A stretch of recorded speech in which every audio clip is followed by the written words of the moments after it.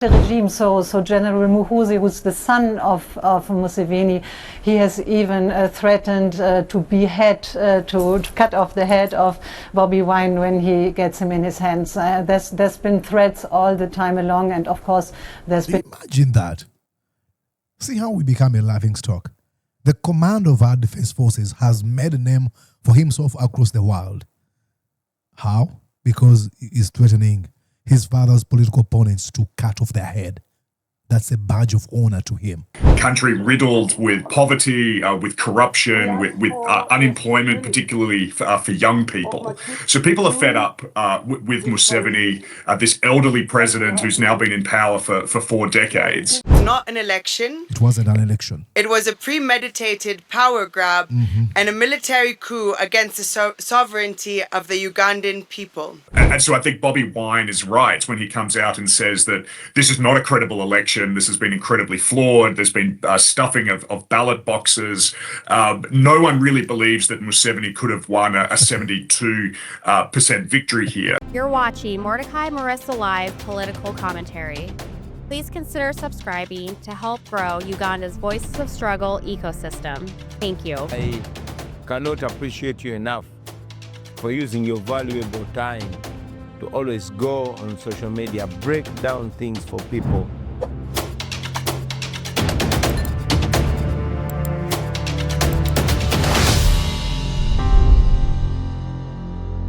And yes, indeed, presenting to you from these United States of the America. Good morning, good afternoon, and good evening from wherever you're watching me and at whatever time you might watch this conversation. My name is Mordecai Marissa, and you're welcome to Mordecai Marissa Live. Now, ladies and gentlemen, I should start with apologizing. Please excuse my voice. I am sorry. It sounds hoarse. It sounds horrible. I got a friend of mine who addresses me or refers to me as a frog. Guilty as charged. I engaged in some weird screaming just a few days ago, and this is what happens. What's the saying? Play stupid games and win stupid prizes. You're looking at a face of a person who played stupid games, but I would say it was worth it. Ladies and gentlemen, tonight we continue to look at how Uganda's politics and the nation at large has pretty much become a laughingstock to the African continent and the entire world. The continued house arrest of Bobi Wine's wife and Bobi Wine's hiding following the threats from the commander of our defense forces, Muhoozi Kainerugaba, who said he's looking for Bobi Wine to kill him. He's been bragging about how he's killed more than 20 NUP, National Unity Platform's political party supporters. And he says he wants to kill more people. There was a very wonderful interview that happened recently. I want to show you the diagnosis this lady gives, Uganda, and what she makes of our electoral system, our election at large. And then I'll play you a few other clips that probably you watched and they're worth to rewatch at least one more time. Let's go and listen to this lady and I'll give my commentary. We are joined in studio by Inge Herbert from the Friedrich Naumann Foundation. She, of course, is the regional director for the Friedrich Naumann Foundation in Sub-Saharan Africa. Inge, good morning to you, and thank you so much for joining us. I think before we get into the details and the foundation's view on what is taking place within Uganda, I'd love to hear about the Friedrich Naumann Foundation's work with the NUP, that is, of course, the body and the party led by Bobi Wine. Well, I think they work with the National Unity Platform. Let's fast forward here and listen to what she thinks of the election. Active it's the second time now that he stands as a presidential candidate. He's already a member of parliament for party, which is a real party. Just in the run-up to those elections last week, we did see reports as well, and this was being reported across the world really, of an internet shutdown in Uganda, and that also led to questions about the safety of Robert Kyagulanyi Ssentamu, who is known as Bobi Wine. On Saturday, however, he was able to release this video on social media. Let's take a look at that quickly.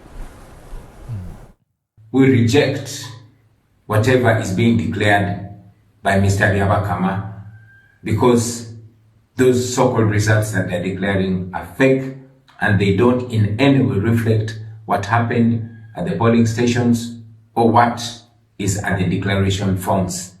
And therefore, those results, the so-called results, are fake.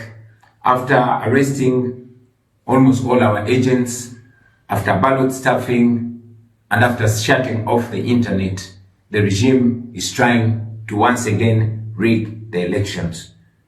What happened in the polling station is a completely different story, and we demand that the internet be restored and the internet was restored. I think many of you watched that video. Let's go on here. As well was assure his followers that he is alive, that he was able to escape house arrest. What do we know about his safety at the moment? So this morning we talked to the Secretary General of the NUP, David Lewis, and he confirmed us that Bobi is safe. He's hiding. So in a telephone conversation, we wouldn't say where he's hiding. We think he's still in the country. How could he have left the country? So he's safe, but it's a very concerning situation. His family, his wife, is in house arrest in his house, and Bobi is hiding somewhere in the country. And have the Ladies and gentlemen, this interview was conducted just three days ago. And I'll show you 3 days after she said that, Bobi Wine's wife was under house arrest. This is what she posted yesterday. She says the situation hasn't changed since polling day. Today marks 7 days of house arrest. Police and military still occupy our compound. Drones still hover over our home. We want our freedom. This is the wife of Bobi Wine posting and, crying for freedom in her own country, placed under house arrest by the regime that promised protection for her and her own property. I mean, unbelievable. Now they just decided to raid her property and threaten her life. There have been active threats on his life and that of his family in the run-up to these recent elections. Very much so. So it's quite a regime. So General Muhoozi. It's quite a regime, she goes on to say. Very much so. So it's quite a regime. So General Muhoozi, who's the son of Museveni, he has even threatened to behead, to cut off the head of Bobi Wine when he gets him in his hands. There's been threats all the time along, and of course there's been. Imagine that. See how we become a laughingstock. The commander of our defense forces has made a name for himself across the world. How? Because he's threatening his father's political opponents to cut off their head. That's a badge of honor to him. Unbelievable. In a lot of abductions of militants of NUP and other opposition parties. Yeah. In the meantime, though, where these threats are being made, and there's the threats to behead Bobi Wine, I mean, it's frightening when you think about it, but you also have many supporters in Uganda that are very much in support of Bobi Wine. What that means for stability in Uganda at the moment. Yeah, well, the supporters, it's amazing how courageous they are. There's many. You have to give them their flowers. I'm telling you, amidst operation of all nature, from tear gas, being assaulted on Bobi Wine's processions and rallies, many of them abducted, killed, tortured, disappeared. They continue showing up on his rallies. They continue to show support. Supporters and well, of course, nobody is safe in that country in such a situation. And imagine, and I'm sorry for pausing here, but listen to what she says. In that kind of a situation, no one is safe. She's the one diagnosing what's ailing us. And she's the one telling us this is what we've got to do. Now, if Museveni watched this lady, he would be rushing to, why do those people want to advise us about how we should run our country? They're not actually telling you or trying to offer you advice on how you should run your country. They're trying to say, hey, be a sane human being. You don't need to torture your own citizens. And we can just hope that the violence will calm down. 71.65%. That's the result. That was declared as the win for Yoweri Museveni. I mean, initial reactions when you look at those numbers. I think we must put it into brackets that cannot be the result. I just can't imagine that with a young population in like in Uganda, which is the youngest in all of Africa. It's an average age of 16, and there's so many new voters, and we know that they support people like Bobi Wine, and they want a regime where they can be safe and where human rights are respected. And it's been a fight of an 81-year-old against a 43-year-old, and I personally just can't believe the results. And even if the Personally, she cannot believe the results. It was a facade, funny as they come. Nobody believes those results. And like I said, you're going to have the armchair analysts and intellectuals on social media. Many of them are going to be bankrolled by the regime on TVs and radio stations to go there and try to act as though everything was okay. It was a normal election and we had a winner and a loser, and try to be like Bobi Wine wasn't able to perform as expected because of ABC. These are the results, then we must say, like Bobi has been saying, that the elections haven't been fair and just. All the way up to the elections, there's been intimidation, there's been internet shutdowns, you just mentioned it. So it was not fair elections, so this result is highly questionable. The role of regional bodies on the continent where this conversation comes about, I mean, there's the discussion about the age of Yoweri Museveni, an 81-year-old man, a 7th term as president, again, president since 1986. And then you've got the likes of Paul Biya on the continent as well over 90. Are regional bodies doing and saying enough? No. I don't think so, and I think it's good that you refer to the regional bodies, and it is an African thing, right? It's, in my view, it's much less the international community who can do something here. Of course, they must also have a view and say something on that.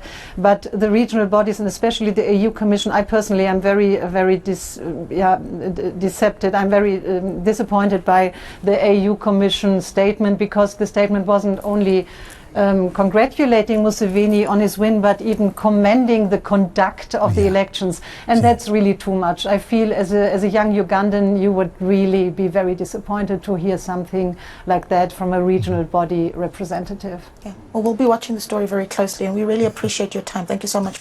Ladies and gentlemen, that's what I mentioned. On the day, the African Union, headed by a delegation of former Nigerian President Ebele Goodluck Jonathan, endorsed, congratulated Museveni and said, we commend the election and congratulations. They had just abducted 2 of Bobi Wine's deputy presidents.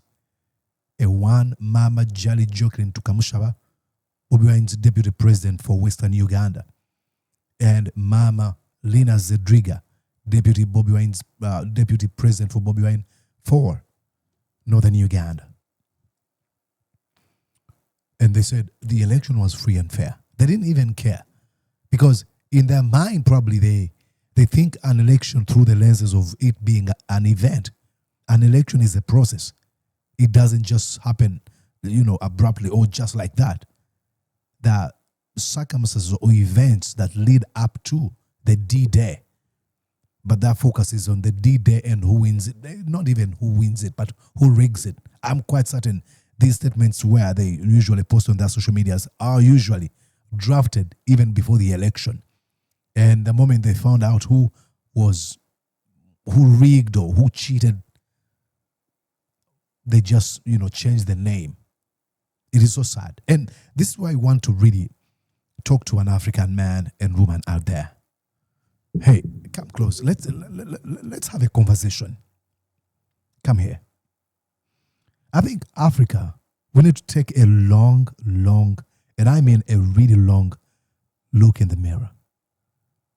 And this is when we ask ourselves, what is the problem of Africa? We have to take a a very, very long look in the mirror. And whoever we see in the mirror is the problem of Africa. It is so sad that every time we talk about the issues ailing Africa, challenges that have kept us in that state, our blame usually points west. Oh, it is the European man. It is the Americans. Just like kids who blame, who are always looking for somebody to blame for their own mistakes, for their own failures. That's what we've been doing. Trying to find somebody whom we can blame for our own failure. I don't think the American president, Donald John Trump, or the president of France, Emmanuel Macron, or Mark Carney, the Prime Minister of Canada, or Keir Starmer, the Prime Minister of the UK, called the Ugandan president and says, hey, I would like you to analyze ABC. Absolutely not. If we won't sit down and fix the problems of the African continent, we don't have to blame nobody. I mean, of recent we had two folks, Felix Tshisekedi, the president of the Democratic Republic of Congo, and Paul Kagame, the president of Rwanda, fly all the way from their countries in the eastern part of Africa to Washington, D.C., so that they can have the issues be mediated by a one Donald John Trump. Now, would you blame Donald John Trump if he sets up conditions that you do not like? I mean, they flew past Accra, Ghana. They flew past Addis Ababa in Ethiopia. They flew past Nairobi. They flew past Monrovia. They flew past Durban all the way to the Washington, D.C. for Donald John Trump to mediate between them. If we, the African people, won't sit down on a table and think as adults on what we've got to do for our continent, we shouldn't blame any person, non-Chinese, who are giving us loans with stupid, bizarre, ridiculous conditions, not the Americans who are giving us aid with conditions, not even any international body. If we cannot do it ourselves, we don't deserve a permission to even raise our voices and complain. If we look at the sham of an election we had in Uganda, we cannot blame nobody. I don't think there's any person in Europe or in Russia or anywhere who calls Muhoozi Kainerugaba, the commander of our defenses, and tells him that, you know what, I would like you to post this nonsense on your social media platforms. Absolutely not. Then why does he post that stuff on his social media platform? It is us. We need to look in the mirror. And whoever reflects is the problem of Africa. I think that's enough of a pep talk. Okay, allow me go on and show you. I think I showed you this, but it's so good. This gentleman really diagnosed what we saw in Uganda. Listen here. And for more, we're now joined by Phil Clark, professor of international politics at SOAS University of London, and significantly an expert on conflict and post-conflict politics in East and Central Africa. Professor, President Museveni has now secured a 7th term in office. How do you interpret this outcome, and what does it tell us about the current political landscape in Uganda? Museveni's victory is already creating enormous anger and disillusionment, particularly for younger Ugandans. There's a real sense of fatigue with a president who's been in power for 40 years. Uganda, in the last couple of decades, has been experiencing enormous economic growth, but almost none of that revenue is flowing to everyday people. It's for the elite. The country riddled with poverty, with corruption, with unemployment, particularly for young people. So people are fed up with Museveni, this elderly president who's now been in power for 4 decades. And there's real disillusionment, I think, with the entire political system, that it's simply not possible to have a free and fair election. It's not possible for the opposition really to make inroads. And so I think this is creating an enormous amount of depression, particularly for younger Ugandans. Exactly. I'm sure you well are aware of the fact that the United Nations released a report ahead of the vote warning that the electoral process has been marked by repression and impunity. Given these concerns, how credible would you say this election was? This has been a heavily flawed election, Michael, just as the last 5 or 6 elections in Uganda have been heavily flawed. We've seen the harassment and the intimidation of Bobi Wine and his supporters in the last few weeks during the campaign. We've seen violence against protesters in the streets. We've seen an internet blackout of the country in the last week or so. And so I think Bobi Wine is right when he comes out and says that this is not a credible election. This has been incredibly flawed. There's been stuffing of ballot boxes. No one really believes that Museveni could have won a 72% victory here. I think one of the telltales as well is that this is the lowest turnout No one believes that, absolutely. we've ever seen in a Ugandan election. Only 52% of the population turned out. I think that also shows that many people have simply lost faith in the electoral process. And so there's an enormous amount of trust that is going to be needed to be built in Ugandan politics in the next 5 to 10 years. And I hate to be the bearer of the bad news that not that I am a pessimist, but it's going to take 5 or 10 years. I'm sure. The extent at which this country has been messed up by Museveni and the system I define as Musevenism, that is defined by coercion, manipulation, bribery, utter and complete lies. I mean, to get rid of that, it takes more than 5, unless there's a miracle. Hey, do miracles happen? Absolutely. If there's a miracle, it could actually even take a day. But if it's not the power of the miracle, it's going to take us more than a decade. Phil, a bird's eye view for a moment. Uganda is just one of several countries in East or Central Africa that have held what international observers and rights groups would call flawed elections, including but not limited to Tanzania, Rwanda, the Central African Republic. What's the most conclusive thing you can say about the state of democracy in the region? I think the story of democracy in East and Central Africa is that we have these long-standing presidents who are using all of the means at their disposal to cling to power. And we can see it in Rwanda, we can see it in Kenya, we can see it in Tanzania, now we see it in Uganda. Real frustration amongst these very young countries. This is a region where the vast majority of the population is aged under 30. Young people with different aspirations, many of whom were born after these presidents came to power. They've only known these particular presidents, and there is And that's the problem.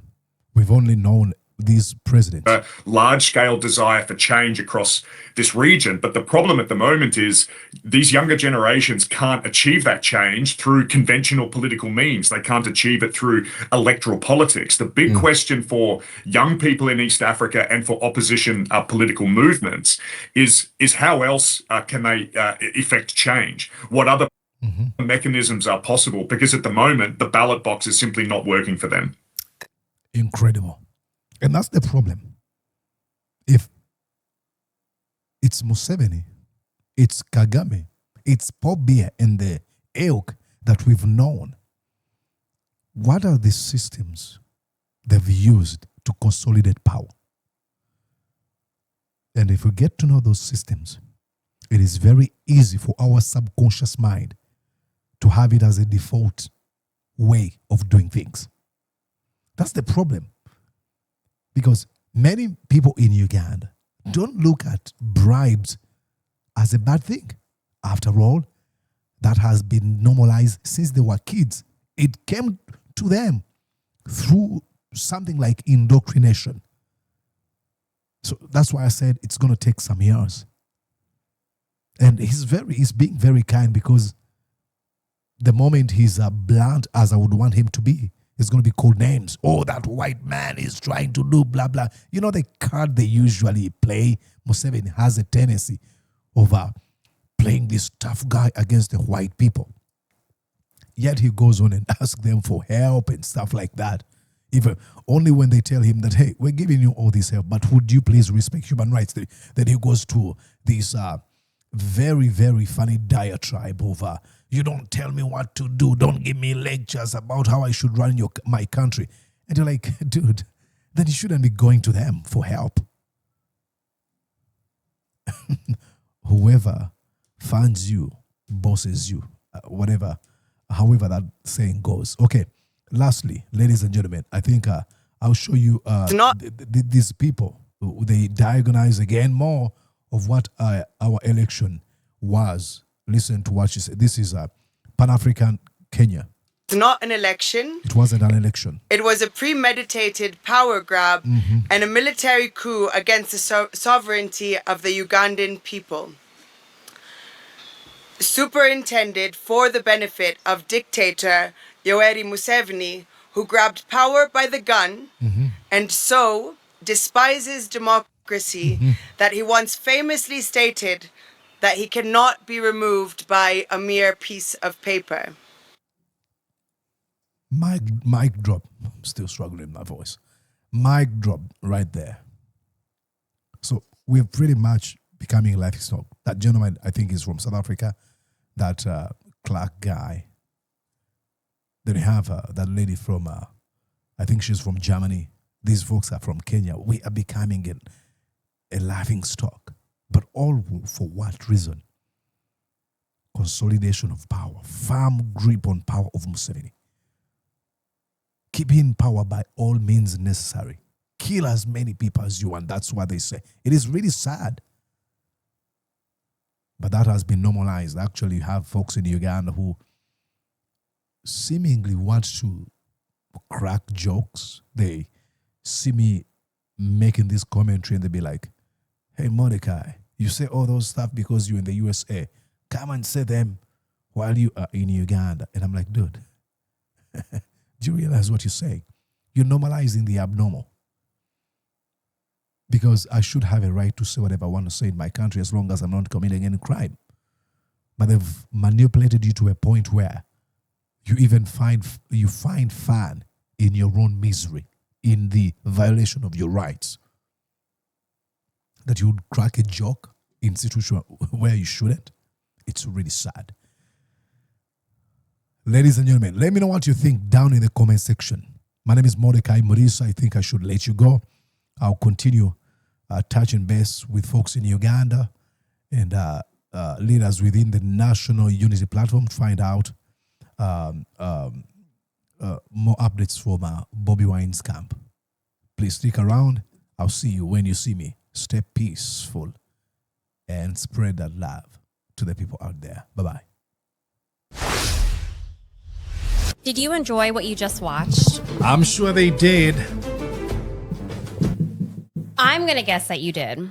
How about you consider subscribing to Mordecai Marissa Live YouTube channel? Thank you.